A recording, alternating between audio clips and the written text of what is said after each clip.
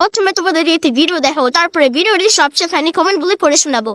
তোমরা তো সবাই জানো পয়লা বৈশাখে আমি সবাইকে গিফট দিলেও সুমিকে কিন্তু আমার গিফট দেওয়াই হয়। তাই দেখো আজকে আমি কিন্তু সুমির সমস্ত পাওনা গিফট দিতে চলে আসলাম। আসলে মেয়েটা আমাদের এতটাই ব্যস্ত থাকে কাজে যে ও তো সময় পায় না, আর আমরাও ওর সাথে ঠিকঠাক ভাবে কথা বলার সময় পাই না। আজকে অনেকদিন পর যখন সময় হলো তখন ভাবলাম যে চলো ওর গিফট গুলো দিয়ে আসা যায়। পয়লা বৈশাখে আমি সুমির জন্য এই সুন্দর সাদা রঙের বেডশিটটা কিনেছিলাম, কেমন হয়েছে সেটা তোমরা অবশ্যই জানিও। আর পুরীর থেকে আমি ওর জন্য দেখো এই সুন্দর হারটা কিনেছি, যেটা সুমির সব থেকে বেশি পছন্দ হয়েছে। কারণ আমাদের সুমি যেমন ইউনিক সেরকম কিন্তু ওর কালেকশন গুলো ইউনিক ধরনেরই হয়। তাই অনেক ভেবে চিন্তে ওর জন্য একটা হার আর একটা কানের কিনে নিয়ে এসেছিলাম পুরী থেকে। আর পুরী থেকে কি কি জিনিস নিয়েছি সেটা তোমাদের পরের ভিডিওতে শেয়ার করব। এই গিফট গুলোর মধ্যে সুমির কোনটা সব থেকে বেশি ভালো লেগেছে সেটাও জানিও, আর তোমাদের সব থেকে কোনটা বেশি ভালো লাগলো সেটাও অবশ্যই জানিও। चलिए शुरू करते हैं।